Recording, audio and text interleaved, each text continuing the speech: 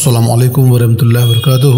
آج ایک بہترین کلام کی تشریح کریں گے جو حضرت مولانا محمد افتخار الحق صدیقی مجیبی شاکر رحمان رزاقی قادری چشتی نقشبندی سہروردی قدس اللہ سر العزیز کا ایک بہترین کلام ہے، اور یہ علم معرفت سے بھرا ہوا کلام ہے۔ یعنی آج کے دور میں ایسے کلام لکھنے والے لوگ بہت کم ہیں۔ یہ وحدت الوجود پہ اتنی بہترین انداز میں کلام لکھے ہوئے، عشق اور محبت کے ساتھ جو کلام حضرت مولانا افتخار الحق نے لکھا ہے، جن کا تخلص بسمل ہے، اور آپ بسمل پیا کے نام سے بھی لوگوں میں مشہور و معروف ہے۔ تو آپ کا ایک کلام بحر عرفان وہ انجان بنے بیٹھے ہیں، وہی ذیشان ہے جو ہر شان بنے بیٹھے ہیں۔ یعنی جو خود معرفت کا سمندر ہے وہ انجان بنے بیٹھے ہیں۔ تو اس کلام کی زمین کو سمجھیں کہ یہ وحدت الوجود کی زمین پہ لکھا ہوا کلام ہے۔ یعنی پوری کائنات میں، ہر شے میں، ہر چیز میں، یا وہ بذات جتنی بھی چیزیں نظر آ رہی ہے آپ کو، وہ کوئی بھی چیز ہو، وہ سب کچھ وہ ذات ہے، وہ حقیقی ذات ہے، وہ رب ہے۔ یعنی وحدت الوجود کا جو اصل مقصد ہوتا ہے یا اس کی سمجھ ہوتی ہے وہ یہی ہوتی ہے کہ تمام موجودات میں ایک واحد وجود موجود ہے، وہی رب تعالیٰ کی ذات موجود ہے، وہ اس سے خارج نہیں ہے، اس سے الگ نہیں ہے۔ یعنی خالق اور مخلوق میں کچھ فرق نہیں ہے۔ ہاں، خالق اور مخلوق میں سے جو فرق ہے وہ یہ ہے کہ مخلوق محتاج ہے اور خالق مختار ہے۔ کیونکہ وحدت الوجود میں جب یہ کہا جاتا ہے کہ تمام موجودات ایک ہی ہے، الگ نہیں ہے، ہاں پھر بھی مخلوق جو ہے وہ خدا سے ہے، اس رب سے ہے، رب اس مخلوق سے نہیں ہے۔ تو جو مخلوق پیدا ہوئی ہے، جس کے اندر اس رب نے اپنے نور کو ظاہر کیا ہے، اپنے جلوے کو ظاہر کیا ہے، وہ تمام جو ظاہر ہوا ہے وہ رب سے ہوا ہے۔ تو وہ رب جو ہے وہ مختار ہے اور تمام مخلوقات جو ہے وہ محتاج ہے۔ جیسے کوئی بھی صفت جو ہوگی وہ موصوف کی محتاج ہوگی۔ یعنی انسان کوئی فعل کرتا ہے تو وہ فعل فاعل کا محتاج ہے۔ یعنی کوئی گاڑی چلاتا ہے تو گاڑی چلانے والے کی محتاج ہے۔ کوئی کھانا پکاتا ہے تو کھانا جو ہے وہ کھانا پکانے والے کا محتاج، جب تک وہ پکائے نہیں وہ پکے گا نہیں۔ ویسے ہی انسان جو دنیا میں ہے وہ بھلے ہی اس رب کے نور کا جلوہ ہے، لیکن پھر بھی وہ محتاج ہے۔ تو بہرحال یہ بڑا پیارا کلام کہ بحر عرفان وہ انجان بنے بیٹھے ہیں، یعنی وہ عرفان کا سمندر ہے لیکن انجان بنے بیٹھے ہیں۔ وہی ذیشان ہے، یعنی وہی شان والے ہیں جو ہر شان بنے ہوئے بیٹھے ہیں۔ یعنی جو بھی شان تم کو نظر آ رہی ہے وہ شان میں جلوہ تو اس رب کا ہی ہے، اس رب قدیر کا ہے، اور کسی کا جلوہ نہیں ہے۔ آپ جس کو بھی دیکھتے ہو، جس شان کو دیکھتے ہو، ہر شان اس رب کی ہے۔ تو بحر عرفان وہ انجان بنے بیٹھے ہیں، وہی ذیشان ہے، ہر شان بنے بیٹھے ہیں۔ باغ فردوس وہی، باغ کے والی بھی وہی، باغ فردوس وہی، باغ کے والی بھی وہی حور اور وہی غلمان بنے بیٹھے ہیں۔ تو باغ فردوس یعنی جو جنت کا باغیچہ ہے وہ بھی وہی ہے، الگ نہیں ہے، اور اس کے والی یعنی اس باغیچے کے مالک بھی وہی ہے، وہی رب ہے۔ حور بھی وہی ہے اور غلمان بھی وہی ہے۔ غلمان کہتے ہیں جو جنت میں جنتیوں کی خدمت کرنے والی مخلوق کو غلمان کہتے ہیں۔ یعنی نہ جنت الگ ہے، نہ جنت کا باغیچہ الگ ہے، نہ اس کا مالک الگ ہے، نہ حور الگ ہے، نہ ہی غلمان الگ ہے۔ سب کے سب اسی ذات کا ظہور ہے، اسی رب کا ظہور ہے، اور الگ نہیں ہے۔ فرش عالم بھی وہی، صحن گلستہ بھی وہی سنبل وہی ریحان بنے بیٹھے ہیں۔ یعنی یہ جو عالم ہے، یہ دنیا نظر آ رہی ہے، اس کا جو فرش ہے یہ بھی وہی ہے، اور گلستان جو باغیچہ اس دنیا میں نظر آ رہا ہے، یہ سجا ہوا دنیا نظر آ رہی ہے، یہ بھی وہی ہے۔ وہی سنبل یعنی پھول، اور وہی ریحان بنے بیٹھے ہیں، یعنی اس کی جو خوشبو ہے وہ بھی وہی ہے، وہ بھی الگ نہیں۔ تو فرش عالم بھی وہی، صحن گلستہ بھی وہی سنبل وہی ریحان بنے بیٹھے ہیں۔ کوئی فرق نہیں ہے، عشق اپنے سے ہے، عشق اپنے سے ہے عاشق معشوق نما، عشق اپنے سے ہے عاشق معشوق نما۔ یعنی عشق جو رب نے کیا ہے محمد صلی اللہ علیہ وسلم سے، تو ایسا نہیں ہے کہ ایک عاشق اور ایک معشوق ہے، الگ الگ نہیں ہے، عشق اپنے سے ہی ہے۔ یعنی جہاں رب کی ذات ہے اسی کا ظہور محمد صلی اللہ علیہ وسلم ہے، تو عشق اپنے سے ہے۔ یعنی محمد صلی اللہ علیہ وسلم سے عشق کرنا بھی کیا ہے؟ رب کا خود سے عشق کرنا ہی ہے، کہ دونوں میں کوئی فرق ہی نہیں، تو عشق اپنے سے ہے عاشق معشوق نما۔ یعنی وہ عاشق ہے لیکن کیسا؟ معشوق جیسا، یعنی عاشق اور معشوق دونوں ایک ہے، الگ نہیں ہے، تو عشق اپنے سے ہے عاشق معشوق نما۔ عقل کل ہو کے وہ حیران بنے بیٹھے ہیں۔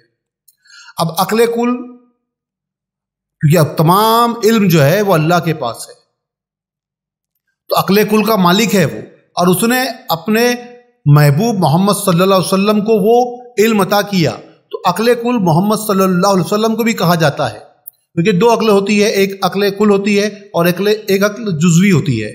عقل جزوی اس کو کہتے ہیں جو عام لوگوں کے پاس ہوتی ہے، جو عام لوگ ہوتے ہیں، جو نبی نہیں، جو نبوت کے مالک نہیں، ان کے پاس جو ہے عقل جزوی ہوتی ہے، یعنی جو ان کو سکھایا جائے وہی چیز وہ سیکھتے ہیں، اس کے علاوہ کچھ سیکھ نہیں سکتے۔ لیکن نبی جو ہوتے ہیں ان کے پاس عقل کل ہوتی ہے، ان کو دنیا میں کسی سے کوئی چیز سیکھنے کی ضرورت نہیں ہے، وہ رب تعالیٰ جو ہے وہی سب کچھ سکھاتا ہے اور وہی سب کچھ بتاتا ہے، ان میں اور رب کے درمیان میں کوئی پردہ نہیں رہتا۔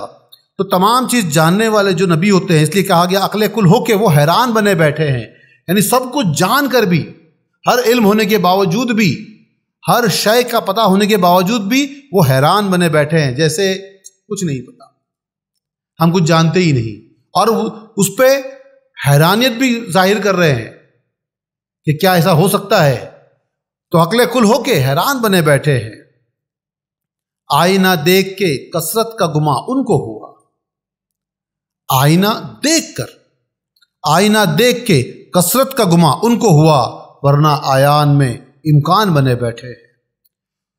تو آئینہ، ایک آئینہ جو ہے وہ بڑی اچھی مثال ہے اس وحدت اور کثرت کو سمجھانے کے لیے، اس لیے ہمیشہ جو ہے بزرگان دین نے وحدت اور کثرت کو سمجھانے کے لیے، ایک اور انیک کو سمجھانے کے لیے آئینے کا استعمال کیا ہے۔ یعنی جب کوئی انسان آئینے کے سامنے کھڑا رہتا ہے تو وہ آئینے کو نہیں دیکھتا ہے، وہ اپنے آپ کو دیکھتا ہے۔ آئینہ اپنے آپ کو نہیں دکھاتا ہے، آئینہ تو اس میں پڑھنے والے عکس کو دکھاتا ہے، جو اس کے سامنے کھڑا ہے اس کا عکس دکھاتا ہے، اس کا سایہ دکھاتا ہے۔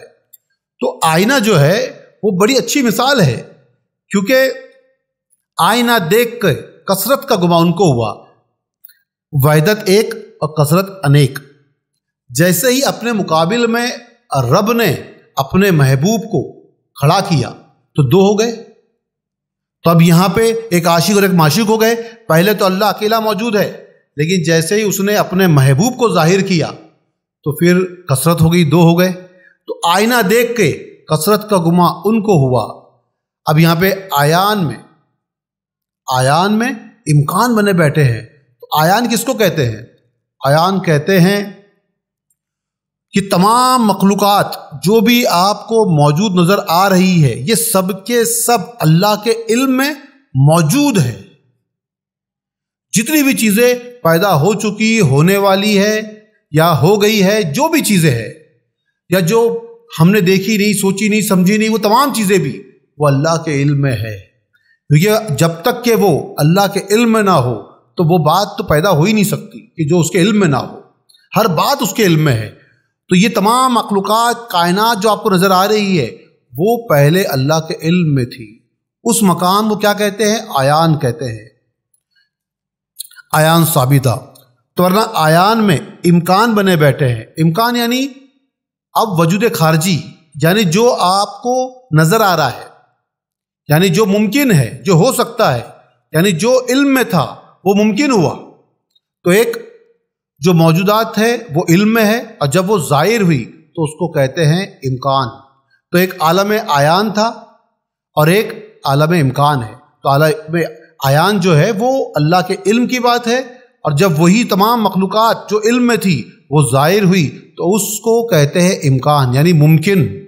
تو اب وجود خارجی جو ہے، یعنی جو اب اللہ واحد تھا اور جیسے ہی کثرت میں موجودات مخلوقات پیدا ہوئی تو یہ وجود خارجی ہے۔ تو جو وجود خارجی ہے وہ امکانات ہے، اور جو وہ وجود خارج ہونے سے پہلے اللہ کے علم میں تھا، یعنی اس سے الگ نہیں تھا، اس کے اندر موجود تھا، تو وہ عیان ہے، عیان ثابتہ کہتے ہیں اس کو۔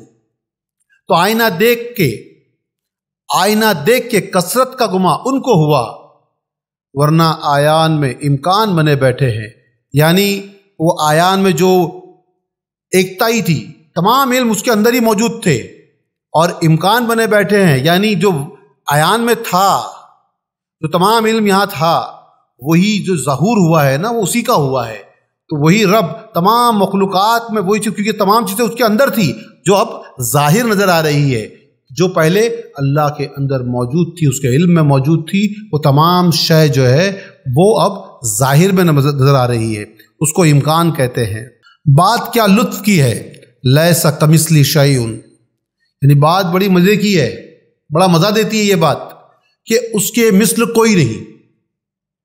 بات کیا لطف کی ہے، لیس کمثلہ شیء، کہ اس کے مثل، اس کے جیسا کوئی نہیں۔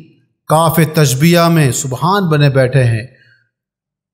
یہ تو قرآن شریف میں بات کہی گئی کہ اس کے مثل، اس کے جیسا کوئی نہیں ہے، اور کاف تشبیہ، اب کاف جو ورڈ ہے وہ عربی میں اپوزٹ کے لیے یا اس کے جیسے کے لیے استعمال کیا جاتا ہے۔ یعنی ہم جب مثال دیتے ہیں کہ بھئی آج کوئی پہلوان کو دیکھ کر کہ یہ بڑا اچھا پہلوان ہے، لیکن اس پہلوان کی کوئی پرانے پہلوان سے مثال دی جائے کہ یہ اس کے جیسا بہادر ہے، تو یہ مثال دی جائے نا، اس کو کہتے ہیں کاف۔ تو کاف تشبیہ میں سبحان بنے بیٹھے ہیں، یعنی اس کے مثل اس کے جیسا کوئی نہیں ہے، یعنی کوئی مثال دے ہی نہیں سکتا ویسی، جیسے دنیا میں مثال کسی کی دی جا سکتی ہے، ویسے اللہ کے لیے کسی کی مثال نہیں دی جا سکتی ہے، لیکن وہ پھر بھی کاف تشبیہ میں سبحان بنے بیٹھے ہیں۔ سبحان یعنی پاک ہے ان سب چیزوں سے کہ کوئی اس کی مثل دے دے، لیکن پھر بھی وہ کاف تشبیہ میں، وہ غیریت میں، لوگوں میں یہاں جب ظاہر ہو چکا، تمام موجودات میں وہ ظاہر ہو چکا ہے، اس کے باوجود بھی غیریت سے پاک ہے، وہ اس کی مثال نہیں دی جا سکتی، کیونکہ پوری کائنات میں کسی انسان کے جیسا کوئی نہیں۔ ہر انسان دکھنے میں، بولنے میں، سننے میں، سمجھنے میں، ہر چیز اس کی الگ الگ ہے، وہ کہیں بھی ایک جیسا کوئی انسان نہیں ہے۔ لوگوں کی شکلیں جو ہے وہ اگر قریب قریب ملنے والی ہوگی تو ان کے انداز الگ ہوں گے، ان کی آواز الگ ہوگی، ان کی ہر چیز الگ الگ ہے، یعنی فنگر ٹپس الگ ہے، آواز کا جو ٹیکسچر ہے وہ الگ ہے، آنکھوں کے ریٹینا تک الگ ہے، ہر چیز کو الگ کر کے رکھا ہوا ہے، کوئی کس کے مثل ہے ہی نہیں، اور وہ اسی وجہ سے تمام جہاں ہے، جیسا ہے، اکیلا ہے، اس کا کوئی غیر نہیں۔ تو تمام موجودات جو ایک واحد وجود ہے، تو کاف تشبیہ میں سبحان بنے بیٹھے ہیں، وہ پاک ہے، بھلے ہی پوری موجودات ہے، اس کے باوجود بھی واحد اکیلا ہے، وہ غیرت سے پاک ہے، کوئی غیر موجود نہیں ہے اس کا۔ قلب ہو جس کے لیے بھید سمجھتا ہے وہی، قلب ہو جس کے لیے بھید سمجھتا ہے وہی، جاننے والے ہیں انجان بنے بیٹھے ہیں۔ قلب یعنی عام طور پہ دل کو کہتے ہیں، اور قلب کے معنی ہوتے ہیں کوئی الٹا لٹکنے والی چیز۔ تو دل ہمارے جسموں میں الٹا لٹکا ہوا ہے، اس لیے اس کو قلب کہتے ہیں، لیکن اصل قلب یہ نہیں ہے، یہ تو ایک گوشت کا لتڑا ہے۔ اصل قلب کیا ہے؟ تو اصل قلب وہ ہے، تو ہماری روح اور ہمارا جسم جو ہے اس کے درمیان میں قلب ہے، جس کی وجہ سے انسانوں میں گنتی ہوتی ہے، جو محسوسات ہے، جس سے ہم کو یہ فیل ہوتا ہے کہ محسوس ہوتا ہے کہ اچھا کیا ہے، برا کیا ہے، صحیح کیا ہے، غلط کیا ہے، یہ تمام چیزیں ہم کو اس قلب سے فیل ہوتی ہے، وہ محسوس کرتا ہے، جو ہماری روح، ہماری جان اور ہماری نفس حیوانی یعنی ہماری جو جسم ہے ہمارا، اس کے درمیان میں ہے۔ تو روح اور جسم کے درمیان میں جو ہے اس کو قلب کہتے ہیں۔ تو قلب ہو جس کے لیے، یعنی جس کا قلب زندہ ہو گیا، جو اپنے رب کو پہچاننے لگا، ویسا قلب ہو جس کے لیے بھید سمجھتا ہے وہی، یعنی وہی راز سمجھتا ہے جس کا قلب جو روح اور جسم کے درمیان میں ہے وہ زندہ ہو گیا، جاگ گیا، اور اس کی نفس جو ہے وہ مر گئی، کمزور ہو گئی، اور ویسا جو قلب ہے جو رب کو پہچاننے والا، رب کو جاننے والا، رب کی معرفت رکھنے والا، ویسا قلب جس نے اس بھید کو، حقیقی بھید کو سمجھ لیا ہے، ویسا قلب ہو جس کے لیے بھید سمجھتا ہے وہی جاننے والے ہیں انجان بنے بیٹھے ہیں، یعنی رب کو جانتے ہیں وہ، لیکن ہر بات جاننے کے بعد انجان بنے بیٹھے ہیں۔ وہی ہاہوت ہے، لاہوت ہے، جبروت وہی جسم ہے، وہی جان بنے بیٹھے ہیں۔ ہاہوت یعنی معرفت میں سب سے بلند مقام، یہ فنا فی اللہ کا مقام ہے کہ جہاں سالک کو اپنا ہوش نہیں رہتا، بے خودی رہتی ہے، وہ عالم احدیت میں رہتا ہے، وہاں اس کو کسی کا ہوش نہیں، کسی کا خیال نہیں رہتا۔ یہ ہاہوت کی منزل ہے، ہاہوت کا مقام ہے۔ اور پھر لاہوت، تو لاہوت جو ہے وہ فنا فی اللہ کا مقام ہے، یہ بھی کہ جس مقام پر بندہ اللہ کی ذات میں فنا ہو چکا ہے، یہ لاہوت کا مقام ہے۔ اور پھر یہ جبروت کا جو مقام ہے، یہ مقام عظمت الہی صفات کا، یعنی جو اللہ کی صفت کی عظمت ہے، یہ اس کا مقام ہے۔ جب بندہ فنا فی اللہ کا مقام حاصل کرنا چاہتا ہے تو سب سے پہلے وہ اللہ کی جو صفتیں ہیں ان صفات کی معرفت حاصل کرتا ہے اور ان صفتوں میں فنا ہوتا ہے، اس کے بعد وہ اس کی ذات میں فنا ہوتا ہے۔ اور پھر جب وہ ہاہوت کے مقام میں پہنچتا ہے تو پھر جو کچھ ہے سب کچھ فنا ہو جاتا ہے، اس کے لیے کچھ باقی نہیں رہتا، نہ یہ دنیا بستی ہے، نہ آخرت بستی ہے، نہ وہ خود بستا ہے، نہ کائنات کی کوئی شے بستی ہے، وہ مقام احدیت میں آ جاتا ہے۔ جب وہ مقام احدیت میں آتا ہے تو اس کو مقام ہاہوت کہتے ہیں۔ یعنی تمام مقامات حاصل کرنے کے باوجود بھی، یعنی تمام مقامات وہ خود ہے، کوئی اور نہیں ہے۔ یہ تو تمام مقامات کے نام لیے کہ ہاہوت ہے، لاہوت ہے، جبروت ہے، لیکن تمام مقام بھی وہی، مقام پہ پہنچنے والا بھی وہی جسم ہے، وہی جان بنے بیٹھے ہیں۔ یعنی جو جسم ہے وہ بھی وہی ہے، اور جو اس کی جان ہے نا وہ بھی وہی ہے، الگ نہیں ہے۔ جسم اور جان اس سے الگ نہیں ہے، دونوں ایک ہی ہے۔ وہی برزخ، وہی ناسوت، غرض ہر شے شکل بسمل میں انسان بنے بیٹھے ہیں۔ یعنی وہی برزخ کہتے ہیں دو کے درمیان کو، یعنی دنیا اور رب کے، خالق اور مخلوق کے درمیان میں جو شے ہے، جو چیز ہے، اس کو برزخ کہتے ہیں۔ سرکار دو عالم صلی اللہ علیہ وسلم کو بھی برزخ کہتے ہیں، کیونکہ آپ کا تعلق جو ہے ظاہر میں دنیا کے ساتھ ہے، باطن میں رب کے ساتھ ہے۔ کوئی ان کو دیکھتا ہے تو کوئی بندہ دیکھتا ہے، اور کوئی نور دیکھتا ہے، نور خدا دیکھتا ہے، تو نور خدا کو دیکھنے کا آلہ بھی وہی ہے بندے کی شکل میں، اور کچھ نہیں ہے۔ تو برزخ جو عبد اور رب کے درمیان میں ہے وہ محمد صلی اللہ علیہ وسلم کی ذات ہے، وہ ہے عالم برزخ۔ اور وہی ناسوت یعنی یہ جو عالم ظاہر ہے، جو آپ کو نظر آ رہا ہے، کہ جو ظہور ہوا ہے جس کائنات کا، یہ تمام مخلوقات، ہر چیز، یہ ناسوت ہے۔ غرض ہر شے، یعنی ہر شے، ہر چیز، ہر مخلوق شکل بسمل میں انسان بنے بیٹھے ہیں۔ یعنی حضرت محمد افتخار الحق صلی اللہ علیہ وسلم فرما رہے ہیں اپنے کلام میں کہ بسمل آپ کا تخلص ہے، کہ شکل بسمل میں وہ انسان بنے بیٹھے ہیں۔ یعنی وہ ذات جو ہے وہ ہر جگہ موجود ہے، اور اس شکل بسمل میں بھی وہ انسان بنے بیٹھے ہیں۔ یعنی ہر مقام پر جہاں جو چاہو وہ دیکھ لو، تو وہاں ہر مقام پر آپ کو الگ الگ نظر آئے گا۔ تو ہر جگہ پر کوئی موجود ہے تو شکل انسان میں وہی رب موجود ہے، اور کوئی موجود نہیں۔ اس لیے کہا گیا کہ شکل بسمل میں وہ انسان بنے بیٹھے ہیں۔ یعنی انسان کو دیکھنا بھی رب کو دیکھنا ہی ہے، کیونکہ سرکار دو عالم صلی اللہ علیہ وسلم نے کس کو دیکھا ہے؟ ان کو دیکھنا رب کو دیکھنا ہے۔ جب وہ بظاہر موجود ہوگے دنیا میں تو بھی وہی نور موجود ہے، اور اسی نور سے، انا من نور اللہ وکل خلائق من نوری، تمام موجودات سرکار کے نور سے ہی ہے۔ تو جس نے جس نور کو بھی دیکھا، سرکار کے نور کو دیکھا، اور جس نے محمد صلی اللہ علیہ وسلم کے نور کو دیکھا، اس نے رب کو دیکھا ہے۔